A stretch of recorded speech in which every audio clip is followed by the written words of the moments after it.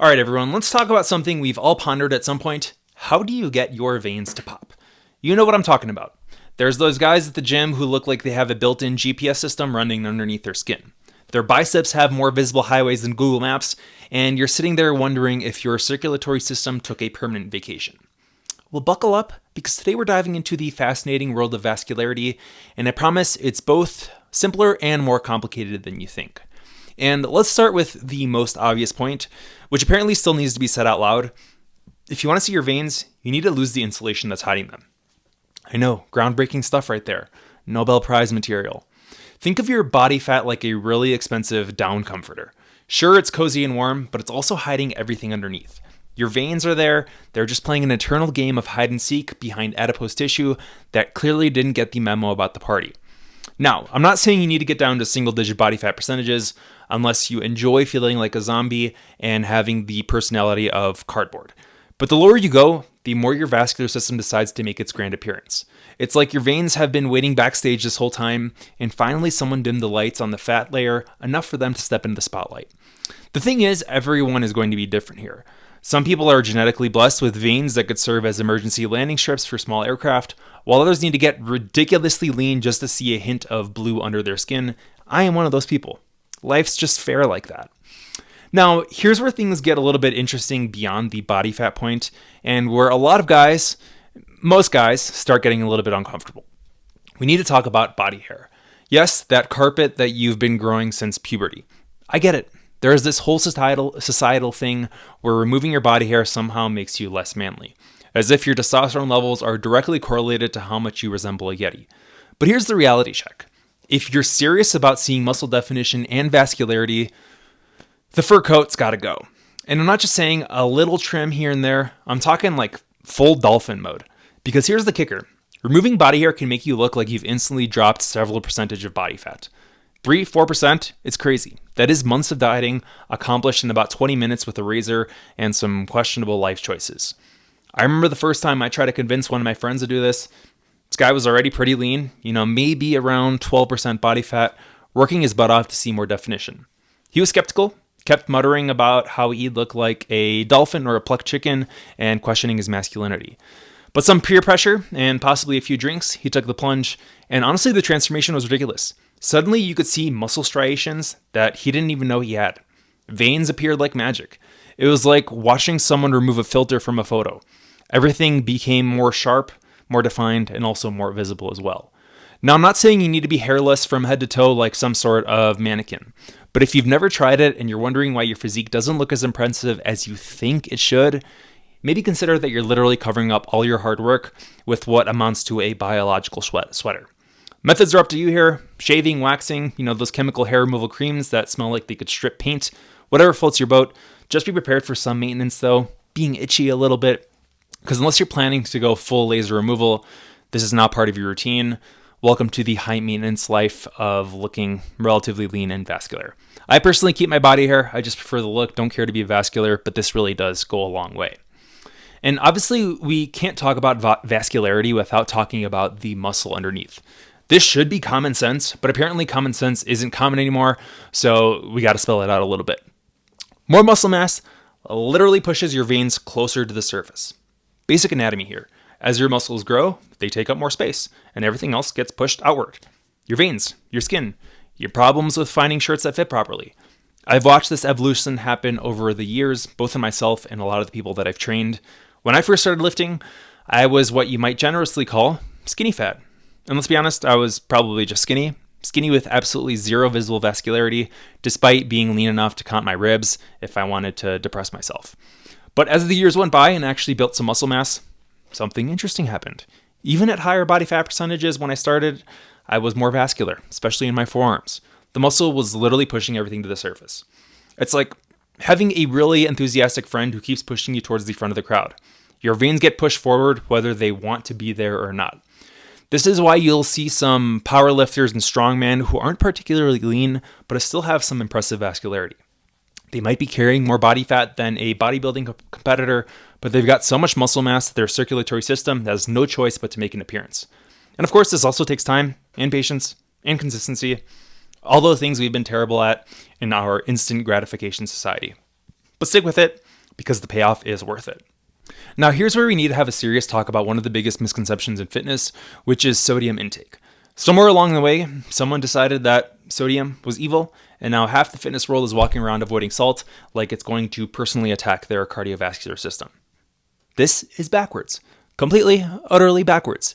You know what happens when you don't get enough sodium?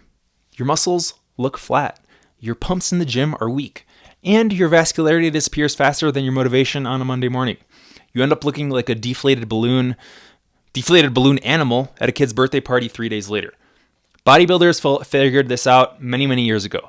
Go backstage before any competition, you'll see plenty of guys absolutely demolishing sodium-heavy meals. They're not stress eating or binging, they're strategically loading up because sodium helps with muscle fullness and brings those veins to the surface. And the science is actually pretty straightforward. Sodium helps regulate fluid balance, especially in your muscles. When you have adequate sodium levels, your muscles hold the right amount of water. They look full and round. And the fullness pushes your vascular system straight to the surface where everyone could admire your biological roadmap.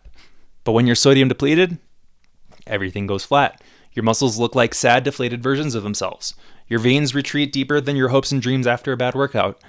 And now, I'm not saying you should start dumping salt on everything like you're preparing for a nuclear winter. But if you've been religiously avoiding sodium and wondering why you look flat and unvascular, maybe it's time to reconsider your relationship with the salt shaker. However, if you do have high blood pressure, there is a thing as salt-sensitive hypertension. Probably best to avoid that and not really worry about vascularity in the first place. And now, this kind of brings me to the point of water. Seems pretty simple. Drink enough water, stay hydrated, look good. But like everything else in fitness, it's a little bit more nuanced than that. You need enough water to keep your muscles full and push the veins to the surface. But you also don't want to be so waterlogged that you look like you're retaining fluid everywhere. It really is a delicate balance, kind of like trying to achieve the perfect level of doneness on a steak, except the steak is your entire physique. Dehydrated muscles are flat muscles, and flat muscles don't push anything to the surface except disappointment. You want that full round look that comes with proper hydration and glycogen storage. Glycogen is basically stored carbohydrates in your muscles, and it brings water with it. This is why carb loading before a competition is a thing. It's not just about energy, it's about muscle fullness. Full muscles are vascular muscles. This is why those extreme low-carb diets can be counterproductive if your goal is looking impressive.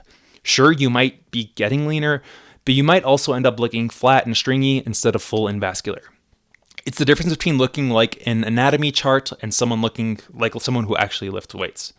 And I guess on this note, I think it's helpful to talk a little bit about supplements as well, specifically the ones that actually work for vascularity and pumps. And by actually work, I mean the very short list of things that aren't just expensive placebos. L-citrulline is probably the most legitimate supplement in this category. It's going to help you with nitric oxide production, which leads to vasodilation. Basically, your blood vessels relax and expand, allowing for better blood flow and more visible veins. But here's where it gets fun. Most supplement companies are going to be playing games with you. They'll put citrulline malate on the label, and you think you're getting pure citrulline, but citrulline malate is only about 50% actual citrulline, and the rest is malic acid. So when you see a pre-workout claiming 8 grams of citrulline malate, you're actually maybe only getting 4 grams of the stuff that you actually want. It's like ordering a large pizza and getting a medium with a side of cardboard. Technically accurate, but not quite what you expected. The effective dose for L-citrulline is about 8 to 10 grams per day. Most pre-workouts don't come even close to this because, surprise, good ingredients cost money. And supplement companies have margins to maintain, athletes to sponsor, and Instagram ads to fund.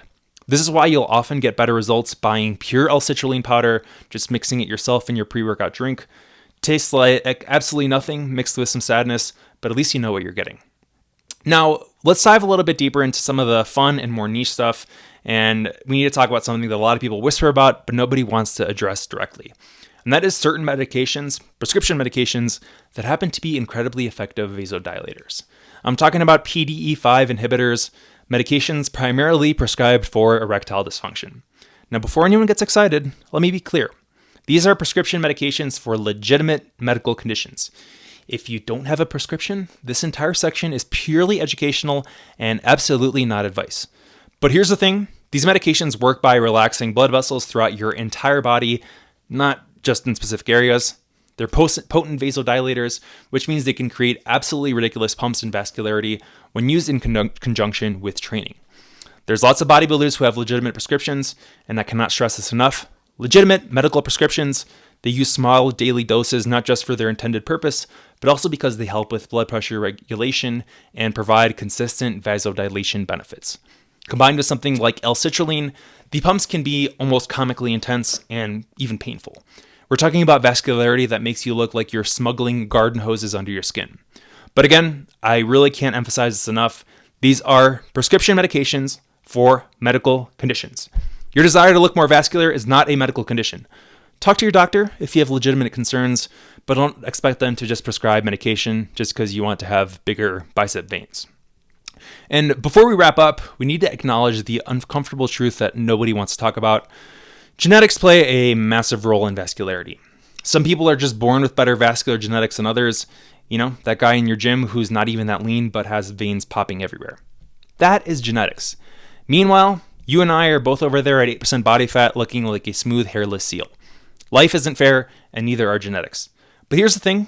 Even if you weren't necessarily blessed with naturally prominent veins, you can still improve what you're working with. Everything we talked about, body composition, some hair removal, proper hydration, strategic supplementation, all these things can help maximize whatever vascular potential you already have. So there you have it, my friend, the complete guide to looking like a human GPS. It really is part science, part grooming routine, part strategic eating, and part accepting that some people just won the genetic lottery, while the rest of us have to work for every visible vein.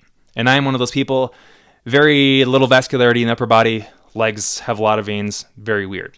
The bottom line is, if you want impressive vascularity, you need to approach it systematically. Get lean enough to see what you're working with.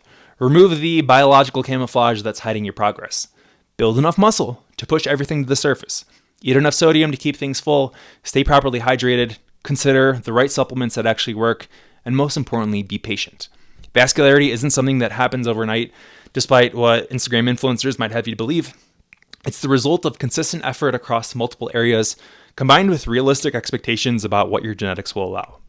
But when it all comes together, when you finally achieve that roadmap aesthetic you've been chasing, it is quite satisfying. Even if it does mean you'll spend the rest of your life maintaining your grooming habits, the grooming habits of a professional swimmer, and strategically timing your carb intake like you're launching a space mission. Welcome to the Vascular Life. It's high maintenance, but the GPS functionality is pretty impressive.